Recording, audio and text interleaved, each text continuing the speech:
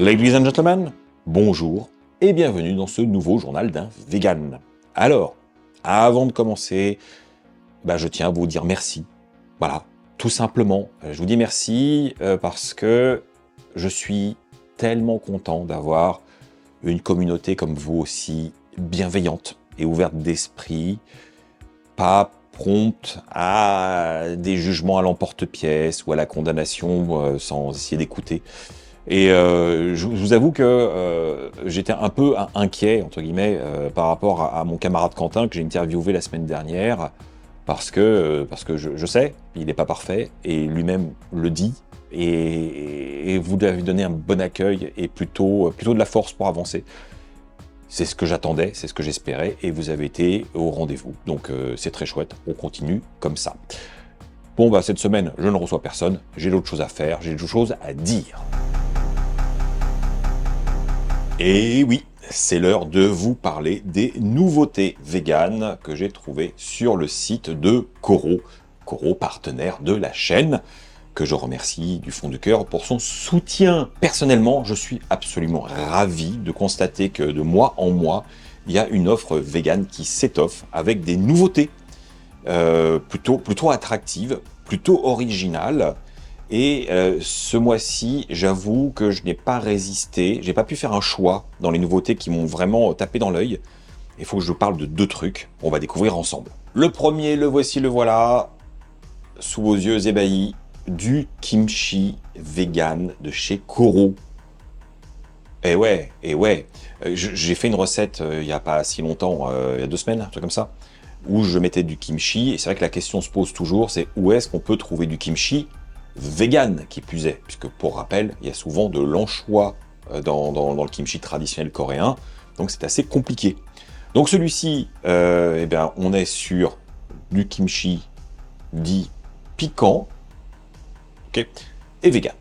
Donc je demande à goûter. Second produit auquel je n'avais aucun moyen de résister, il est là, du currywurst vegan, tout prêt.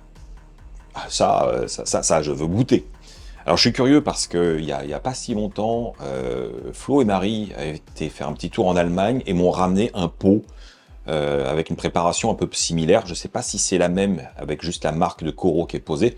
Au goût et la texture, je vais vite reconnaître, j'en suis sûr. Mais en tout cas, je trouve que c'est assez chouette d'avoir un pot où on a juste besoin de réchauffer et déguster comme ça. Donc, c'est parti, parce que parler, c'est bien, goûter, c'est mieux. Voilà. Voyons le kimchi pour commencer. Ouh, il sent très bon. Regardez. Des beaux morceaux. Alors, je suis un peu méfiant, j'avoue. Je suis un peu méfiant parce que des kimchi qu'on trouve dans les magasins bio, un peu alternatifs, pas faits par des Coréens, ça peut être bon, mais c'est souvent déceptif, j'avoue.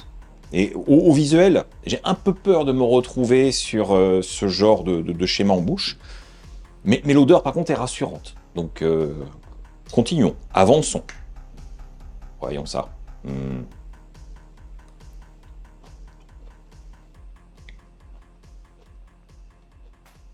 Ouais, il est bon.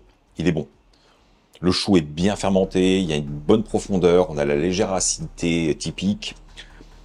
Au niveau du piment, c'est par contre extrêmement timide. Donc peut-être adapté à certains d'entre vous qui me disaient justement dans la recette, ah, mais moi j'aime pas ce qui est pimenté, donc je vais pas pouvoir faire la recette, je vais peut-être mettre de la choucroute à la place. Je pense que j'ai le bon candidat. On a le goût du kimchi, on a les parfums, mais c'est un kimchi qui est relativement doux. Quand je dis relativement, c'est vraiment... Ouais, ça... En force, c'est à peine poivré. Donc, non, je pense que c'est adapté à tous les palais occidentaux. Mais les parfums sont là, la texture est bien présente avec le croquant, la fibre, et à la fois ce côté fermenté qui donne un peu de tendresse. C'est bon. Franchement, il est bon. Alors très clairement, oui, je préfère un vrai kimchi coréen qui envoie. Alors ça, je vais pas vous mentir. Mais ça veut pas dire pour autant qu'il est décevant.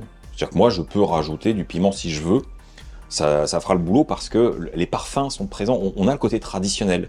Mais je sais pas d'ailleurs pourquoi il est aussi peu pimenté, parce que normalement le piment c'est quand même assez sérieux. Dans la liste d'ingrédients, voilà. Ouais. Le piment c'est 1,1%. C'est vraiment très peu. Bon, ça explique pourquoi. En tout cas, je le valide et j'en reprendrai parce que c'est tellement compliqué de trouver du kimchi vegan. Moi-même, je galère à Paris, donc j'imagine même pas pour vous. On passe à présent au currywurst. Ça, voilà. Ah, pas mal. Ils sont bons. Voilà, on a de la saucisse coupée en rondelles dans une sauce. Pas que tomate, hein, il y a quand même aussi un mélange de curry, de Worcester, enfin il y a différentes choses. Ça sent plutôt bon. Alors ça se mange pas comme ça, hein, il faut le réchauffer. Allez hop, dans la casserole. Oh ça va, et c'est pas que de la sauce. Alors déjà ça c'est plutôt un bon point. On a beaucoup de tranches de saucisse. Bah, heureusement, hein. On est là pour ça, pas que pour la sauce. Voilà. Oh, j'ai quand même récupéré un petit peu de sauce avec l'eau, parce que j'ai pas envie de gâcher. Et hop. Voilà. Je vais baisser le feu quand même. Et on va faire ça à feu doux. Bon, on est très clairement sur un repas de flemme. Bon, même si je cuisine à côté, mais c'est pas difficile de prendre des saucisses végétales, du ketchup, un peu de pulpe de tomate, de la Worcester sauce, du curry, et puis c'est tout en fait. Hein. Faut juste avoir les bons dosages, mais c'est rien de compliqué. Là, c'est tout fait, on met dedans, on réchauffe, on se prend pas la tête. Parfois dans la vie, hein, ça fait du bien. Et voilà, tout chaud, sorti de la casserole. Ça a une bonne tête. Alors par contre, je suis content d'avoir détendu le fond de sauce qui restait au fond du pot pour pas le gâcher et rajouter un petit peu de liquide parce que la sauce est particulièrement épaisse.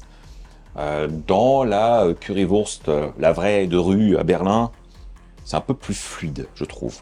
Mais qu'importe. J'ai envie d'y aller. Allez, saucisse, sauce. C'est parti.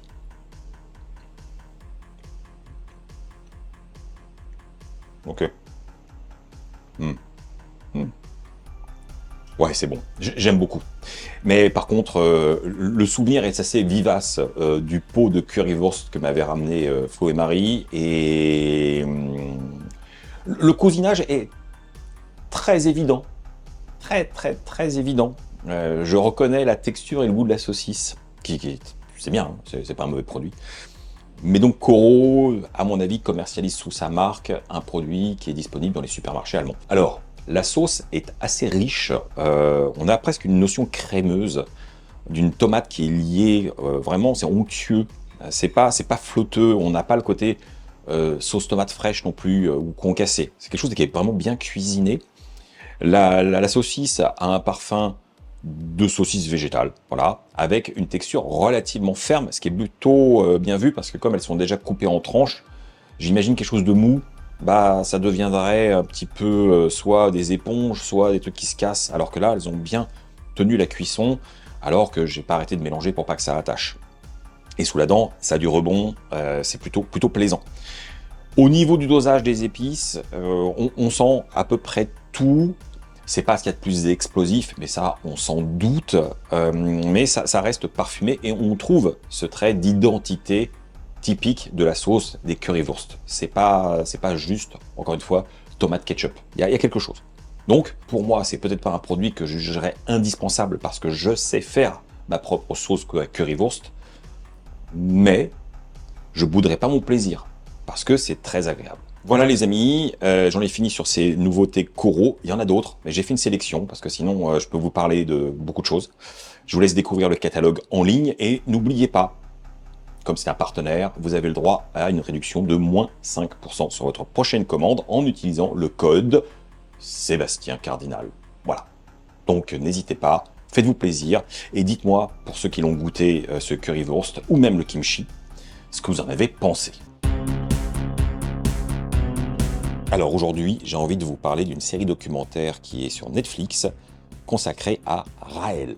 Et alors Raël, si vous ne savez pas qui est ce personnage, ah bah ça vaut le détour, ça valait le coup de faire un documentaire. Raël est un gourou français d'une secte, les Raéliens, qui nous raconte une histoire d'extraterrestres, fondateurs et créateurs de la race humaine par clonage. Et il est leur ambassadeur, leur voix sur Terre, avec comme intention de créer une ambassade extraterrestre pour pouvoir les accueillir quand l'humanité sera prête. Et ça va être merveilleux. Donc en gros, on a une sorte de génie du mal qui a réussi avec une belle histoire, au bon moment, parce qu'il faut bien comprendre, la création des Raéliens, enfin, ses premiers messages, on part sur le début, la fin des années 70, je ne sais plus, donc en plein phénomène ufologique en termes d'intérêt international, on est en post-1968, donc avec une remise en cause de l'ordre établi, des religions, des dogmes de manière générale, et on a le mouvement hippie en parallèle. Il est arrivé juste au bon moment pour nous dire « j'ai la réponse à tout, c'est les extraterrestres, et ils parlent à travers moi ». Bon, ça paraît être de la science-fiction absolue, et c'est logique, mais dans un contexte, on peut comprendre que des gens en quête de sens aient trouvé dans ces propos une forme de réponse, un chemin à suivre, et c'est pour ça que c'est une secte qui a été très prospère, et qui existe toujours d'ailleurs. Son idée, c'est que, comme je le disais, les extraterrestres nous ont créés, mais en fait, les extraterrestres sont des humains, ce sont les Elohim, nous sommes les terriens, mais nous sommes le fruit du clonage des Elohim pour coloniser la Terre. Et ils reviendront, soyez-en sûrs, pour qu'on vive tous ensemble dans un mode de paix, d'amour et de lubricité, puisqu'ils sont très à fond. Hein. D'ailleurs, c'est certainement une des grandes motivations de Claude, et parce que Raël, son vrai nom, c'est Claude, c'est surtout d'avoir des filles à portée de main, je pense, et de l'argent. C'est un gourou de secte, quoi, voilà. Mais il a un chemin, il a un truc. Ah oui, il y a aussi un contexte. Il y a ce qu'on appelle la théorie des anciens astronautes, qui est de la littérature New Age, pareil, de la bonne période années 70, où effectivement on a déjà cette mythologie en disant en fait les anciens dieux c'est une mauvaise interprétation dans l'Antiquité, c'était des extraterrestres quand un dieu venait avec son char solaire sur Terre et détruisait ses ennemis à coups d'éclair, en fait ce sont des vaisseaux avec des extraterrestres et des lasers. Voilà, donc c'est un petit peu l'idée. Et d'ailleurs, il y a une autre série sur Netflix qui parle des anciens astronautes. Vous pouvez faire une recherche. C'est assez sympa. Bon, il faut avoir du recul, mais c'est assez sympa. Bon, bien sûr, je ne vais pas vous faire un résumé des 4 épisodes du documentaire. Ça dure entre 45-50 minutes par épisode. Ça passe tout seul. C'est passionnant, c'est bien monté. Ce qui est très intéressant, c'est qu'on enchaîne des témoignages de diverses personnes, autant des gens qui étaient raéliens et qui sont sortis, donc qui ont des choses à dire, que des raéliens convaincus qui sont toujours en place, que Raël lui-même, ou des gens qui l'ont côtoyé, comme par exemple Christophe Deschevannes, qui l'avait reçu plusieurs fois dans son émission Ciel Montmardi, et donc qui témoigne aussi de ce qu'il a vu, de ce qu'il sait. Bref, c'est super intéressant, et ce que j'ai aimé particulièrement, c'est une forme de neutralité de ton. C'est relativement factuel, mais on n'est pas sur un document à charge, ni prosélyte disant « Ah, c'est bien, Raël ». Non, il n'y a pas d'avis, il n'y a pas d'analyse vous disant « Ah, bah oui, voilà, c'est bien, c'est mal ». Chacun fera son idée. Bon, l'idée est vite vue à mon avis. Mais voilà, j'aime bien quand on ne s'engage pas trop dans des idées personnelles à travers un documentaire, et qu'on essaye de relater quelque chose de plus historique, dans son contexte. Bon voilà, je ne sais pas si vous connaissiez déjà Raël avant que je vous en parle, je suppose, parce que c'est quand même un phénomène, et puis ça date pas d'hier, et est toujours actif, donc bon. Et je vous avouerai un truc, j'ai presque une forme de tendresse envers cet escroc. Je peux pas m'empêcher d'avoir une forme d'admiration sur ce génie maléfique. Voilà, c'est comme ça. Bon, voilà, hein, méfiez-vous des sectes, ne tombez pas dans le panneau. Là, c'est comme grossier. Et d'accord, bon, bref. Dites-moi ce que vous en pensez. Est-ce que vous avez vu ce documentaire? Est-ce que vous connaissiez Raël? Et puis on en parle dans les commentaires. Une fois encore, les amis, je suis de retour de chez Lidl, où je suis passé parce que Quentin, l'ami Quentin de la semaine dernière, m'a signalé qu'il y avait une semaine allemande, poétiquement appelée Alpenfest, voilà, où il a trouvé une boîte de choucroute, une boîte de conserve de choucroute sans saindoux, sans lardon, sans rien, juste du chou fermenté, assaisonné avec du vin. Donc, il m'a dit, ouais, voilà, bon, je me suis dit, j'y vais. Et avant, Laura a regardé le catalogue en ligne pour voir ce qu'il y avait, et on s'est rendu compte que, accidentellement, il devait y avoir 2-3 trucs vegan. Et je crois que sa mère lui a signalé aussi que le Apfelstrudel était vegan, donc bon, voilà, et j'avais toutes les raisons d'y aller. Bref, j'en reviens, et bah voilà, hein, c'est Lidl. C'est en cours, il reste quasiment rien dans les rayons, enfin rien de vegan, si ce n'est la boîte de pretzel, donc ça j'en prends forcément, et le fameux Apfelstrudel que j'ai entre les mains. Et alors, je ne sais pas si on peut se fier sur la photo, mais ça a l'air très bon. Moi, c'est une pâtisserie traditionnelle que j'aime beaucoup. Alors, si c'est bien équilibré, si c'est bien fait, c'est un délice et c'est hyper simple. Alors, c'est pas bien compliqué à faire soi-même, ok, voilà. Mais là, c'est pas bien cher non plus. Et comme c'est clean, je me suis laissé tenter. Donc aujourd'hui, on va tester l'Apfelstrudel de chez Lidl. Comme ça, quand la semaine allemande reviendra et que c'est au catalogue, vous pourrez l'essayer sans hésiter ou pas. Alors, je viens de mettre le four à préchauffer à 200 degrés comme indiqué et on va découvrir ensemble la bête. Bon, déjà, alors c'est rare, hein, mais on a un emballage carton et nous n'avons pas d'emballage plastique supplémentaire. Ça fait plaisir. Voilà, quand même une belle pièce, hein. 600 grammes, il y a de quoi faire. On est deux. Ça va faire un bon goûter, hein, bien généreux comme on les aime, avec un petit thé, ça va être très chouette. J'ai plus qu'à mettre ça sur une plaque de cuisson avec mon tapis de cuisson, tout simplement, ou sinon vous mettez une feuille de papier sulfu, un truc comme ça. Et alors par contre, ce qui est indiqué est un petit peu excessif, j'ai l'impression. Alors, loin de moi l'idée par avance de dire qu'il se trompe. Et j'ai un peu de méfiance. Vous savez, hein, souvent les temps indiqués sont soit trop courts, soit trop longs. C'est rarement juste, simplement parce que faut avoir toujours en tête que selon la méthode de cuisson, entre l'électricité, le four ou autre, les matériaux qu'on va utiliser pour cuire, on n'a pas le même résultat. Et pareil, la taille du four, ça va avoir une incidence sur le temps et la température. Bon bref, eux ils disent 200 degrés, ça préchauffe à 200 degrés, et après c'est 35 à 40 minutes de cuisson pour... Alors oui, c'est gros, mais c'est petit quoi. Il n'y a pas grand chose, c'est déjà cuit en fait, il y a juste à réchauffer. À moins que la pâte soit crue. C'est vrai qu'elle n'a pas l'air bien dorée. J'ai l'impression que c'est à cuire. Bon, par prudence, je vais quand même lancer le chrono sur 30 minutes pour commencer, et je contrôlerai et je pousserai la cuisson si nécessaire. Allez, c'est parti, à mi-hauteur, et on se retrouve dans 30 minutes. Et voilà le résultat, les amis. Et oui, c'est chaud. Bon, c'est beau, ça sent bon. Ah, c'est un petit peu gerbé des deux côtés, là, et puis le feuilletage, c'est un peu fendu. D'ailleurs, on voit une bulle dans la préparation qui a fait claquer le feuilletage. Mais en tout cas, c'est plutôt pas mal. C'est plutôt pas mal. Alors, pour cette histoire de cuisson, je vous disais qu'ils annonçaient 35 à 40 minutes à 200 degrés. J'avais mis 30. Au bout de 30, clairement, c'était pas cuit. 35, toujours pas. 40, limite. À 45, là, j'ai eu le résultat où j'ai vu que ma pâte feuilletée avait gonflé.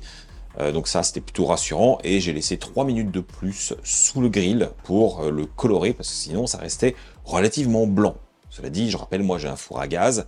Donc, je n'ai pas de grill en même temps que la cuisson. Je le fais en 2 temps. Donc jusque-là, rien de choquant. Le résultat est plutôt sympa.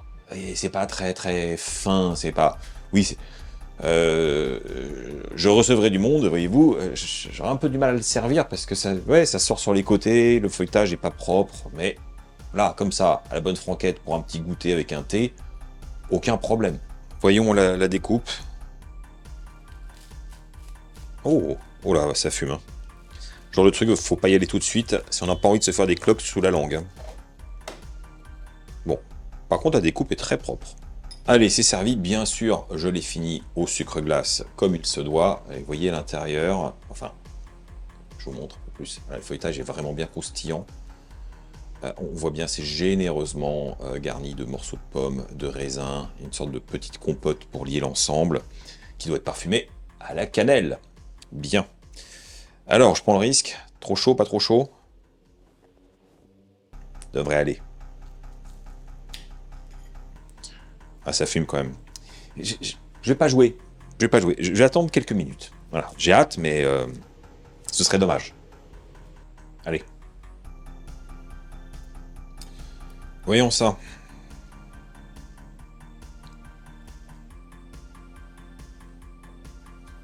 Voilà. Bonne température.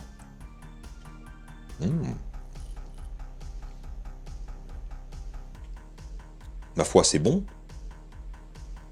Très bien même. Bah franchement, c'est très plaisant. Voilà. Je trouve que c'est bien fait, il y a un bon équilibre. Le feuilletage est agréable, il est réussi. La pomme est légèrement acidulée avec un peu de rondeur autour. La cannelle est discrète, mais on sent qu'elle est là, qu'elle relève un petit peu l'ensemble. Les raisins secs, eux, sont bien gorgés par le goût de la pomme, et du coup, on ressent pas trop le goût du raisin. Mais ça fait un petit truc en bouche, donc rien à redire. L'ajout de sucre glace traditionnel, je vous le recommande parce que c'est pas hyper sucré à l'intérieur, donc ça fait un contraste plutôt cool. N'ayez pas peur, il faut pas en mettre 3 tonnes non plus, hein, mais c'est bien comme ça. Et voilà, je valide ce dessert de chez Lidl, l'Apfelstrudel, est plutôt agréable, simple. Alors oui, effectivement, c'est un peu long à cuire au four, et c'est bien à cuire et pas simplement à réchauffer, j'ai confirmation. Mais voilà, je regrette pas d'avoir essayé, et on va pas se faire prier pour manger le reste. Alors par contre, je vous avoue, quand il était encore un peu chaud en bouche, que j'ai eu un vieux souvenir peu glorieux et peu qualitatif, mais qui parlera certainement aux plus anciens d'entre vous. Chez McDonald's, dans les années 80-90, ils avaient pas beaucoup de desserts, et ils avaient un truc qui s'appelait l'Apple Pie, qui était une sorte de truc tout allongé, fermé, avec une sorte de pâte feuilletée un peu beignet, enfin c'est un peu étrange, avec à l'intérieur une compote de pommes avec des morceaux de pommes. Ça m'a rappelé un peu ça, en beaucoup mieux. Mais ce qui m'a rappelé surtout ce souvenir, c'est le côté extrêmement brûlant de la pomme en bouche quand c'est contenu dans une pâte. Je sais pas pourquoi ça garde autant la chaleur, mais c'est un petit peu comme les tomates entières. C'est tellement gorgé d'eau que dès qu'on la libère, ça brûle, ça brûle. Bon, bref, voilà, j'ai eu un vieux flash. Donc conclusion, oui, je vous recommande de tester l'Apfelstrudel du Alpenfest de Lidl, parce que c'est très plaisant, voilà, sans prise de tête. Et si vous l'avez déjà goûté, n'hésitez pas à me dire ce que vous en pensez dans les commentaires. Vous savez quoi, ça m'agace déjà de devoir vous parler de ça. Bon, mais pourtant il faut, parce que c'est l'Arlésienne, vous comprenez. Vous vous souvenez que dans les actualités que j'ai évoquées il y a 2 mois déjà, c'était au mois de janvier, je vous disais qu'il y avait eu un jugement d'un tribunal qui déboutait Interbev de ses prétentions à vouloir faire interdire les mots steak, escalope, et a donné raison finalement à Nutrition et Santé, qui était la partie adverse, comme pourquoi, oui, il n'y avait pas de confusion pour le consommateur et que ce n'était pas du tout gênant d'utiliser ce type de terme pour désigner les produits végétaux. On était tous bien contents, moi le premier, et on pensait que c'était un peu la fin de cette polémique idiote. Il y a une jurisprudence, il y a eu un jugement, c'est bon, on passe à autre chose. Eh bien non. Pas du tout. Le gouvernement français en a décidé autrement. Concrètement, ce 26 février, un nouveau décret a été publié pour, très clairement, interdire l'utilisation des termes style steak, escalope, saucisse, jambon, etc., etc., pour tout ce qui était d'origine végétale. Voilà. Encore. Alors, c'est pas la première fois qu'un gouvernement essaye de faire interdire ce genre de termes, prenant certainement les citoyens pour des idiots, parce qu'on va pas se mentir, quand c'est marqué saucisse végétale, c'est pas marqué saucisse pure porc. Quand c'est steak végétal, c'est pas steak de bœuf. Il n'y a pas de confusion possible. Et on attend d'ailleurs toujours les plaintes de consommateurs qui se sont sentis lésés et qui ont vraiment porté plainte pour que l'État fasse quelque chose pour arrêter d'être volé par les vilains industriels qui font du végétal, à leur insu.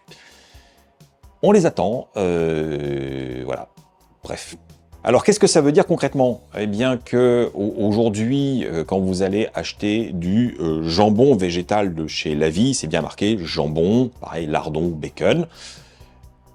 Si on applique ce décret à la lettre, eh bien, ils n'auront plus le droit d'utiliser ces termes et il va falloir qu'ils inventent quelque chose. C'est d'ailleurs la petite blague qu'on nous fait très régulièrement depuis des années en disant « Oui, mais vous les véganes, pourquoi vous nous volez notre vocabulaire? Vous avez qu'à inventer vos propres termes. » Alors qu'on parle de forme de préparation de manière générique, pas de la matière première, finalement. C'est un peu comme si aujourd'hui on s'offusquait que la vraie saucisse, c'est pur porc, et donc les saucisses de bœuf, la saucisse avec de la volaille, ce ne soit pas des saucisses. Pourtant, ces produits existent, tout comme le fameux jambon de dinde, parce qu'on connaît la dinde et ses cuisses généreuses qui permettent de faire du jambon. Tout ça c'est légal. Mais jambon végétal, ah ça chatouille quelque part. Alors dans ce nouveau décret, il y a donc une liste exhaustive de tous les termes qui sont bannis pour l'alimentation végétale. Cette fois-ci, c'est pas évasif. Et il y a un autre point qui est plutôt cocasse. Je dois bien avouer, parce que c'est un petit peu comme si la France, au lieu de soutenir son industrie et ses innovations, voulait absolument rester dans le passé. Voilà. Concrètement, cette interdiction d'utilisation des termes, elle n'est pas sur la commercialisation de tous les produits. Non. C'est un interdit qui ne vise que les produits français. Donc, à l'avenir, vous allez vous retrouver dans votre rayon avec des steaks Beyond Meat, des merguez de chez Eura. Eura est espagnol. Et puis, on va se retrouver avec des disques de protéines végétales de chez Accro ou des pépites panées chez Apivore, par exemple. Ou des tranches, peut-être. Je ne sais pas si le terme tranche est accepté. Oui, je pense quand même. Tranches roses pour du jambon. Enfin, je sais pas. On va arriver à avoir des trucs rigolos parce que, par contre, toutes les entreprises étrangères ne sont pas concernées. Eh ben non. Ben non. Il y a quand même un droit européen et une libre circulation des marchandises.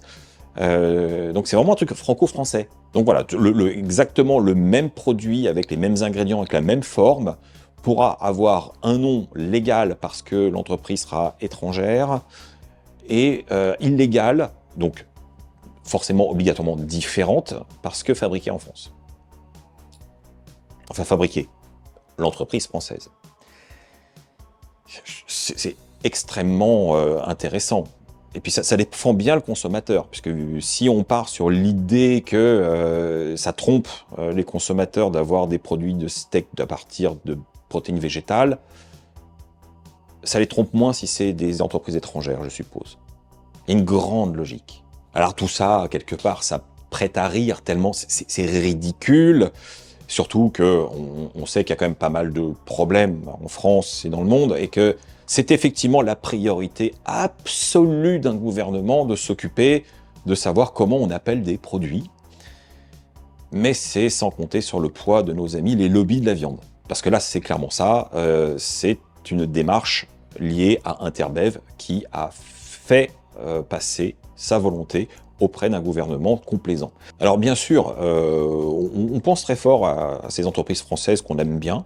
Je pense par exemple à La Vie, hein, que je connais bien. Comment ils vont faire? trouver des noms ridicules pour ironiser. Alors ça, c'est bien leur genre, mais à la fois, ça va pas les aider en termes de positionnement de marché.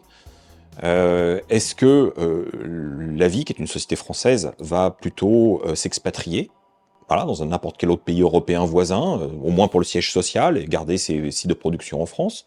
Comme ça, ils ne tomberaient plus sous le coup de la loi. Est-ce que ça va donner lieu à un recours, encore un, pour que ce décret soit abrogé parce que contraire à quelque chose, qu'il y a une faille quelque part, que ce soit au niveau européen ou même français, j'en sais rien.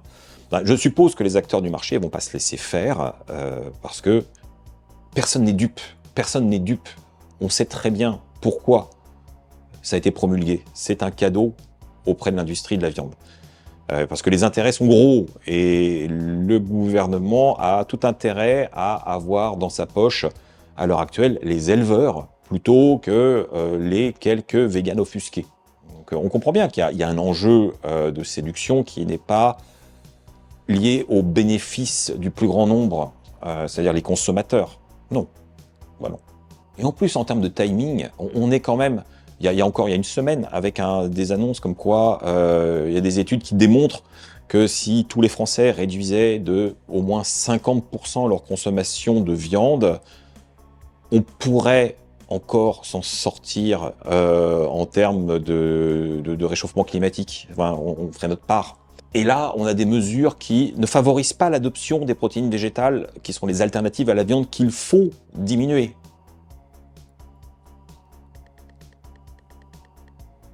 Je reste sans voix. Il y a un truc que je trouve vraiment grave dans l'ensemble, hein, c'est pas que sur ce sujet, mais on se retrouve quand même dans une période avec un gouvernement qui s'autorise à vouloir privatiser le langage, alors que le français est une langue vivante, une langue qui évolue au gré des mœurs, du temps, des adoptions populaires et des innovations. Enfin, voilà, on est sur une langue qui évolue, qui vit.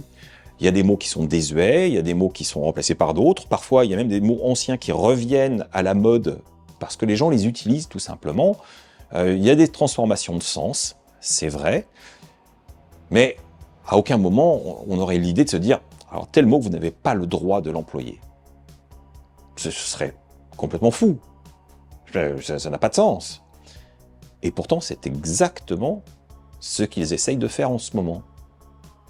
Et on va rappeler juste un truc, hein. Le mot viande, à l'origine, ne désignait pas un aliment carné particulièrement, mais plutôt tous les aliments vivants qui se mangeaient. Hein. La préparation des viandes, c'était la cuisine, c'était l'énergie vitale, donc les légumes, les céréales, enfin tout était dedans. C'est devenu viande au sens carné que dans le temps, justement parce que c'est une langue vivante, ça a pris un autre sens dans l'évolution de la compréhension des mots. Aujourd'hui, ça reprend un autre sens qui est plus conforme à l'origine. Mais non, là on veut bloquer.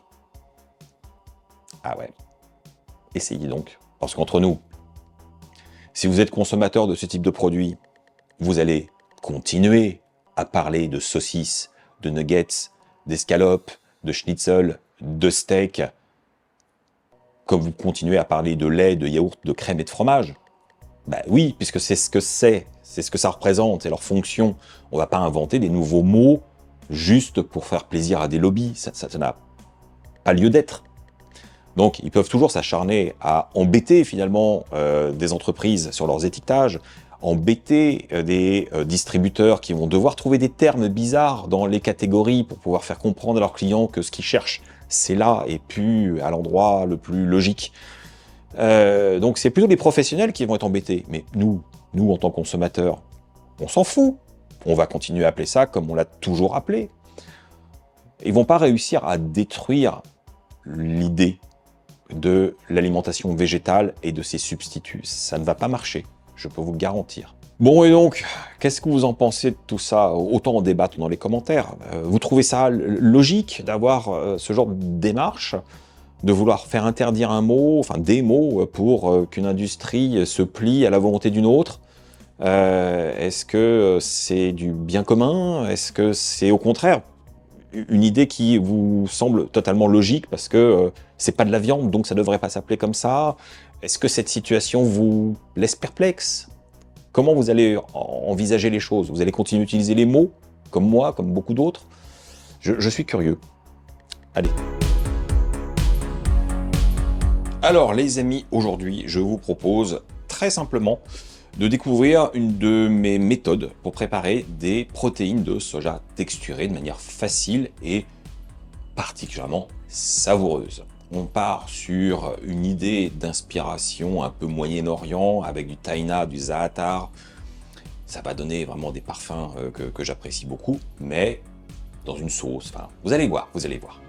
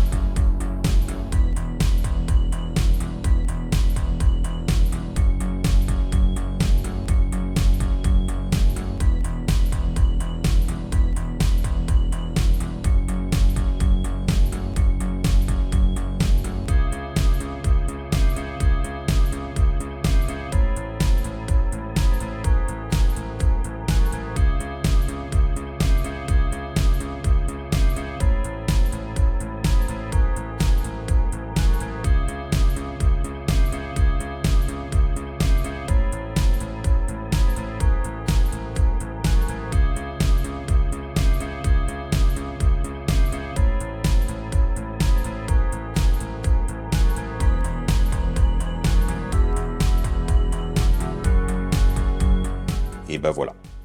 Bon, alors, l'opération a pris moins de 10 minutes au total, hein, donc franchement c'est très rapide. Et puis, hmm, voilà, ça a ce petit effet appétant. Goûtons. Ah ouais, je connais, hein. Mais là j'ai fait quelques variations par rapport à d'habitude, donc...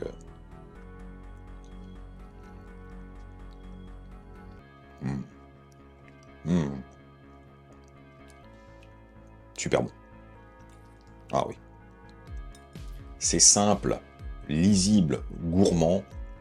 Et pour moi, un des secrets fondamentaux de ce type de recette pour qu'elle soit bien réussie, c'est la qualité du bouillon de légumes qu'on va utiliser pour réhydrater nos protéines de soja texturées. Parce que, comme vous l'avez vu, j'ai pas rajouté de sel, hormis un petit peu, et très peu finalement, sur mes oignons. Le reste, j'ai pas ajouté de sel, j'ai pas ajouté de tamari, j'ai pas ajouté quoi que ce soit de salant, parce que le bouillon se suffit en lui-même. Donc il faut que ce soit un bouillon qui soit un peu corsé. Si vous prenez des bouillons qui sont allégés en sel, ça risque d'être un petit peu fade au final. Là, on est très très bien. Autre chose à bien prendre en compte, c'est que la taille des PST aura son importance. Là, on a des petits morceaux, mais pas trop fins ni trop gros. Ce qui permet effectivement d'avoir une recette avec cette méthode de cuisson directe, avec très peu de liquide, avec justement juste de quoi nourrir la protéine sans que ce soit trop long. Si vous prenez des très gros morceaux, ça va être un peu plus long, il faudra mettre un peu plus de liquide. Prenez-les en compte. Par contre, la même chose avec des toutes petites miettes, version émincée minuscule, ça va faire un peu pâté. Évitez. Donc voilà comment cuire et préparer un bon plat à base de protéines de soja texturées sans se prendre la tête, avec finalement très peu d'ingrédients. Ça nécessite une petite garniture, un accompagnement, quelque chose. C'est pas un plat complet, mais je voulais vraiment être focus sur la protéine aujourd'hui. Bon, ben voilà, ça y est, la semaine est achevée. Alors avant de vous laisser, j'avais d'autres trucs à voir avec vous. Alors la première, pas particulièrement agréable, mais je suis donc officiellement un auteur de livres de recettes sans livre. Enfin, sans livre papier, puisque les deux derniers ouvrages qui étaient encore référencés physiquement chez La Plage, à savoir Urban Vegan et ma petite boucherie seconde édition enrichie disparaissent du catalogue, là tout de suite, sous peu, enfin bref, vous allez encore les trouver chez les libraires qui les ont pas renvoyés, ou là, au hasard de certains sites de vente en ligne, mais voilà, à l'avenir, ils vont totalement disparaître, comme tous les autres. Alors oui, moi qui prône le numérique, je vous dirais, heureusement vous avez tout en livre numérique disponible, mais quand même, ça fait bizarre. Ça fait bizarre. Bref, c'est comme ça. Je n'y peux rien. Et deuxième annonce, la vidéo exclusive réservée aux membres arrive. Et oui, je tiens mes promesses. Ce dimanche, voilà, soyez fidèles, vous aurez votre petite alerte, mais alors ce sera que les membres. Bah oui, c'est le but. Et si vous avez envie de me soutenir activement, vous pouvez vous aussi devenir membre et avoir le droit à des vidéos exclusives de temps en temps, plus les vidéos du vendredi en avant-première quelques heures avant tous les autres, c'est-à-dire dès sa mise en ligne, dès que j'ai fini de bosser. Ah, on est en temps réel, je réponds aux commentaires en priorité aux membres, et oui, et c'est déjà pas mal pour l'instant. J'en rajouterai des avantages si j'en trouve, parce que j'ai envie de récompenser tous ceux qui ont décidé de me soutenir financièrement, parce que c'est cool, et puis ça fait du bien. Donc, si vous voulez devenir membre, hein, vous pouvez rejoindre, enfin il y a plein de boutons. Ça ne marche pas sur les applications mobiles, il faut que vous alliez sur un ordinateur via un navigateur. Voilà, pour ceux qui se posent la question. Mais rejoignez-nous, voilà. Et puis pour ceux qui ne veulent pas, qui ne peuvent pas, vous pouvez toujours au moins lâcher un pouce, vous abonner, faire des commentaires, puis on se retrouve de toute façon la semaine prochaine, sans faute, pour de nouvelles vidéos. Tchuss!